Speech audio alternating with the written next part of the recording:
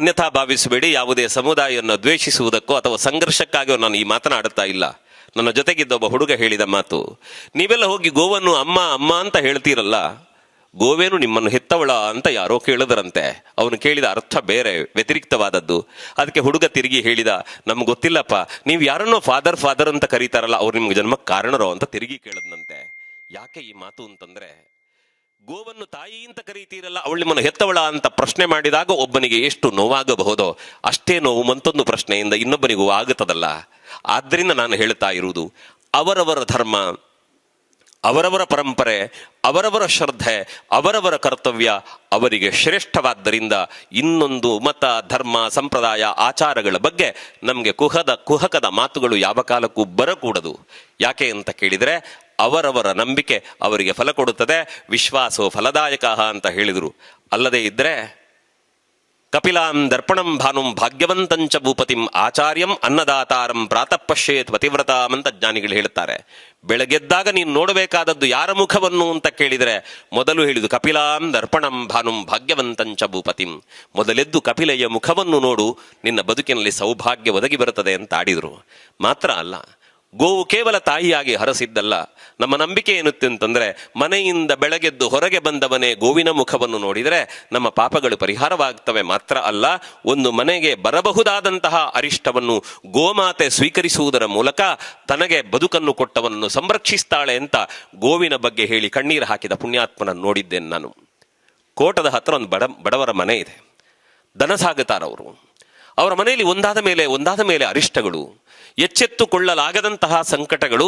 ಅವರ ಮನೆಯಲ್ಲಿ ಸಾಕಿದ 2 ದನಗಳು ಸತ್ತು ಹೋದವು. ತುಂಬ ಪ್ರೀತಿಯಿಂದ ಸಾಕ್ತಾ ಇದ್ರು. ನೋಡಿದ್ದೇನೆ ನಾನು. ಅವ್ರ ಮನೆಯೊಳಗೆ ಮಧ್ಯಾಹ್ನ ಊಟ ಮಾಡಿ ಮಲಗಿದ್ರೆ ಆ ದನ ಮನೆಯೊಳಗೆ ಬಂದು ಅವರ ಮುಖವನ್ನು ನೆಕ್ಕಿ ಅವರ ಪಕ್ಕದಲ್ಲಿ ಮಲಗ್ತಾ ಇದ್ದದನ್ನು ನನ್ನ ಕಣ್ಣಾರೆ ಕಂಡಿದ್ದೆ ನಾನು. ಅಂತಹ ಗೋವನ್ನು ಕಳಕೊಂಡವರು ಗೊಂದಲಕ್ಕೀಡಾಗಿ ಹೋಗಿ ಜ್ಯೋತಿಷ್ಯರ ಮನೆಗೆ ಹೋಗಿ ಕೇಳ್ತಾರೆ, ನಮ್ಮನೆ ಹೀಗೆಲ್ಲ ಆಗುತ್ತಿದೆ ಯಾಕೆ ಅಂತ. ಜ್ಯೋತಿಷ್ಯರು ಹೇಳಿದ್ರಂತೆ, ನೋಡು, ನೀನು ನಿನ್ನ ಸಂತಾನ ಸಮೇತ ಹೋಗಬೇಕಿತ್ತು, ನೀವು ನಿರ್ವಂಶವಾಗ್ತಿದ್ದೀರಿ.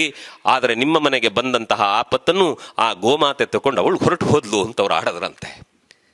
ಯಾಕೆ ಈ ಮಾತನ್ನು ನಿಮ್ಮ ಮುಂದೆ ಹೇಳ್ತೇನೆ ಅಂತ ಕೇಳಿದರೆ, ಒಂದು ಗೋವು ಅನ್ನುವುದು ಭಾರತೀಯರಿಗೆ ಕೇವಲ ಸಾಕು ಪ್ರಾಣಿ ಅಲ್ಲ, ಅದು ನಮಗೆ ಅನ್ನ ಕೊಟ್ಟ ಅಮ್ಮ, ನಮಗೆ ಬದುಕು ಕೊಟ್ಟ ತಾಯಿ ಆಕೆ. ಆದ್ದರಿಂದಲೇ ಆ ಗೋವನ್ನು ಸಾಕುವ ಯಜಮಾನನಿಗೆ ತನ್ನ ಮನೆಯ ಗೋಮಾತೆ ಹೊರಟು ಹೋದಾಗ ತನ್ನ ಅಮ್ಮನನ್ನು ಕಳ್ಕೊಂಡಿದ್ದೇನೆ ಅನ್ನುವ ನೋವು ಕಾಣಿಸಿಕೊಳ್ಳುವುದು ಆ ಕಾರಣದಿಂದ. ಮಾತ್ರ ಅಲ್ಲ, ಗೊತ್ತಿರಲಿ ನಮಗೆ, ಒಂದು ಮಗು, ನಮ್ಮ ಹಿಂದೂ ಪರಂಪರೆ ಎಷ್ಟು ಚೆನ್ನಾಗಿದೆ ಅಂತಂದ್ರೆ, ಒಂದು ಮಗು ಹುಟ್ಟಿದೆ, ಅದಕ್ಕೊಂದು ಬಹಳ ದೊಡ್ಡ ಅರಿಷ್ಟ ಇದೆ, ಆ ಮಗುವಿಗೆ ಆಯುಷ್ಯ ಕ್ಷೀಣಿಸ್ತದೆ, ಪೂರ್ಣಾಯುಷ್ಯ ಇಲ್ಲ. ಇಂತಹ ಸಂದಿಗ್ಧ ಸ್ಥಿತಿಯಲ್ಲಿ ಮಗು ಉಂಟು ಅಂತಂದ್ರೆ ಕೇಳಿ ಪುರೋಹಿತರನ್ನು. ಅವರು ಹೇಳ್ತಾರೆ, ಮಗುವಿಗೆ ಗೋಪ್ರಸವ ಶಾಂತಿ ಮಾಡಿ ಅಂತ. ಯಾಕೆ ಅಂತಂದ್ರೆ, ಗೋವಿನ ಹೊಟ್ಟೆಯ ಅಡಿಯಲ್ಲಿ ಮಗುವನ್ನ ಈ ಕಡೆಯಿಂದ ಆ ಕಡೆ ತಗೊಳ್ತಾ ಉಳಿದ ಧಾರ್ಮಿಕ ವಿಧಿವಿಧಾನಗಳನ್ನು ನೆರವೇರಿಸುವಂತಹ ಒಂದು ಪ್ರಕ್ರಿಯೆ ಇದೆ. ಅದಕ್ಕೆ ಗೋಪ್ರಸವ ಶಾಂತಿ ಅಂತ ಹೇಳ್ತಾರೆ. ನನ್ನ ಮಗು ನನ್ನದಲ್ಲ, ಅದು ಗೋಮಾತೆಯ ಹೊಟ್ಟೆಯಿಂದ ಹುಟ್ಟಿ ಬಂದಿದೆ, ಅದು ಎಲ್ಲ ದೋಷವನ್ನು ಕಳೀತದೆ ಅನ್ನುವ ನಂಬಿಕೆ. ಯಾಕೆ? ಗೋಮಾತೆಯಲ್ಲಿ ಸಕಲ ದೇವತೆಗಳ ಸಾನ್ನಿಧ್ಯ ಉಂಟು ಅಂತಂದಾಗ ದೇವರ ಗರ್ಭದಿಂದ ಬಂದ ಮಗು ಚಿರಾಯುವಾಗುವುದೇ ಸಾಧ್ಯವೇ ಹೊರತು ನಷ್ಟವಾಗುವುದಕ್ಕಿಲ್ಲವಲ್ಲ. ಇಂಥದ್ದೊಂದು ಕಲ್ಪನೆಯಲ್ಲಿ ಗೋಮಾತೆಯನ್ನು ಕಂಡವರು ನಾವು. ಮಾತ್ರ ಅಲ್ಲ, ಕೃಷ್ಣನ ಬಗ್ಗೆ ಹೇಳಿದರೆ, ಕೃಷ್ಣನ ಕೊಳಲನಾದಕ್ಕೆ ಗೋವುಗಳು ಬಂದವು ಅಂತ ಕಥೆ ಹೇಳ್ತೇವೆ.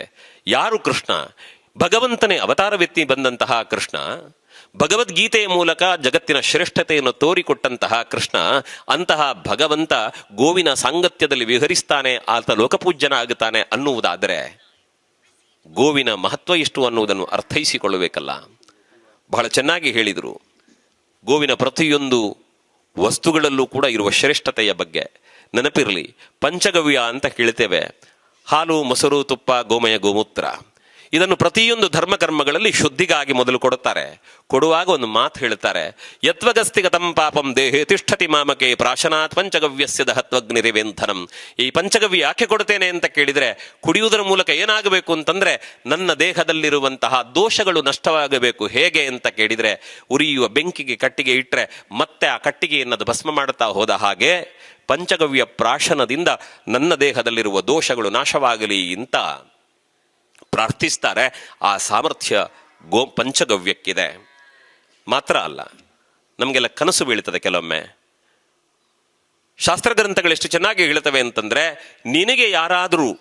ನಿನಗೆ ಯಾವತ್ತಾದರೂ ಕೆಟ್ಟ ಕನಸು ಬಿದ್ದರೆ ಅಥವಾ ನೀನೆನ್ನಾದರೂ ಆಪತ್ತಿನಲ್ಲಿ ಸಿಕ್ಕಿದ್ದೀಯಾದರೆ ಗೋಮಾತೆಯನ್ನ ಸ್ಮರಣೆ ಮಾಡು, ನಿನ್ನ ಕೆಟ್ಟ ಕನಸಿನ ದೋಷವನ್ನು ಆಕೆ ದೂರ ಮಾಡುತ್ತಾಳೆ ಅಂತ ದೇವಿಯ ಮಹಾತ್ಮೆ ಹೇಳಬೇಕಿದ್ರೆ ಹೇಳ್ತಾರೆ, ದುಸ್ವಪ್ನಂ ನಿರ್ಮಿರ್ದೃಷ್ಟಂ ಸುಸ್ವಪ್ನಂ ಉಪಜಾಯತೆ.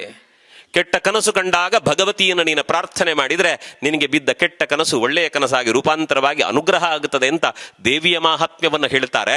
ಅಂಥದ್ದೇ ಮಾತು ಗೋವಿನ ಬಗ್ಗೆ ಬರುವುದಾದರೆ ಗರ್ಭಗಡಿಯಲ್ಲಿ ಕುಳಿತಂತಹ ಭಗವತಿಗೂ ಹಟ್ಟಿಯಲ್ಲಿ ಕಟ್ಟಿದ ಗೋಮಾತೆಗೂ ವ್ಯತ್ಯಾಸ ಇಲ್ಲ ಅನ್ನುವುದು ಬಹಳ ಸ್ಪಷ್ಟವಾಗಿ ತಿಳಿಯಬೇಕು. ಇನ್ನು ಗೋಮಾತೆಯ ಔದಾರ್ಯ, ಎಷ್ಟು ಪ್ರೀತಿಯಿಂದ ಗೋವನ್ನು ಸಾಕೋವನಾದರೂ ಗೋವಿಗೆ ಕೊಡುವುದೇನು ಹೇಳಿ? ಕಾಮಧೇನು ಅಂತ ಕೈ ಮುಗಿಯುವ ನಾವೇನು ಗೋಮಾತೆಗೆ ದಿನಾ ಪಂಚಭಕ್ಷ ಪರಮಾನ್ನ ಮಾಡಿ ಬಡಿಸುವುದಿಲ್ವಲ್ಲ? ನಮಗೆ ಉಣ್ಣುವುದನ್ನು ಬೇಕಾದಿಟ್ಟು ಬೇಡವಾದದ್ದನ್ನು ಗೋಮಾತೆಗೆ ಕೊಟ್ಟದ್ದು ನಾವು ತಿನ್ನುವುದಿಲ್ಲ ಅನ್ನುವ ಕಾರಣಕ್ಕೆ ನಾವು ಹುಲ್ಲನ್ನು ಗೋವಿಗೆ ಕೊಟ್ಟದ್ದೇ ಹೊರತು ನಾವು ತಿನ್ನುವುದಾದರೆ ದನಕ್ಕೆ ಹುಲ್ಲನ್ನು ಕೊಡುವಂಥವರಲ್ಲ ಮನುಷ್ಯರಾದ ನಾವು.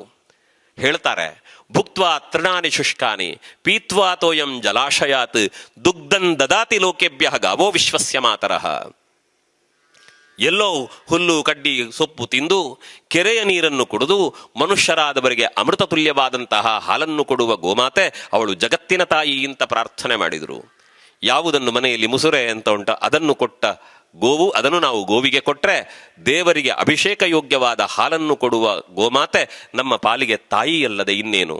ಹಾಗಿದ್ರೆ ಅಮ್ಮನಿಗೆ ಯಾಕೆ ಹೋಲಿಸುವುದು ಅಂತ ಕೇಳಿದರೆ, ತಾನೇ ಹೆತ್ತು ಮಡಿಲಲ್ಲಿ ಪೋಷಿಸಿ ಬೆಳೆಸಿ ತನ್ನ ದೇಹದ ರಕ್ತವನ್ನು ಹಾಲಿನ ರೂಪದಲ್ಲಿ ಕುಡಿಸಿದಂತಹ ತಾಯಿಗೆ ತನಗಿಂತ ಎತ್ತರಕ್ಕೆ ಬೆಳೆದ ಮಗ ಅಮ್ಮನಲ್ಲಿ ಬಂಗಾರ ಉಂಟು ಅನ್ನುವ ಕಾರಣಕ್ಕೆ ಕೊಲ್ಲುವುದಕ್ಕೆ ಮುಂದಾದ ಕಥೆಯನ್ನು ಕೇಳಿದ್ದೇವೆ.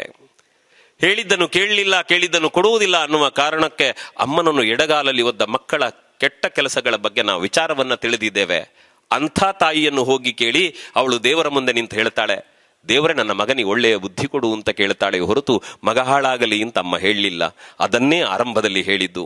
ಬಹುಶಃ ತನ್ನ ಹಾಲನ್ನೇ ಕುಡಿದು ಕುಡಿದು ಕುಡಿದು ಬೆಳೆದು ದೇಹದಷ್ಟಪುಷ್ಟವಾಗಿ ದೇಹದಲ್ಲಿ ತಾಕತ್ತುಂಟು ಅನ್ನುವ ಕಾರಣಕ್ಕೆ ಹಾಲು ಕೊಟ್ಟ ಗೋಮಾತೆಯ ತಲೆ ಕಡಿಯುವಲ್ಲಿಗೆ ಬಂದರೂ ಕೂಡ ಗೋಮಾತೆ ಅವನಿಗೆ ಒಳ್ಳೆದಾಗಲಿ ಅಂತೇ ಹಾರೈಸಿದ್ದಾಳೆ ಹೊರತು ಕೆಟ್ಟದನ್ನು ಹಾರೈಸಿದ್ದಿಲ್ಲ. ಆ ಕಾರಣಕ್ಕೆ ಗೋಮಾತೆಯ ಬಗ್ಗೆ ನೆನಪಿಸಬೇಕು.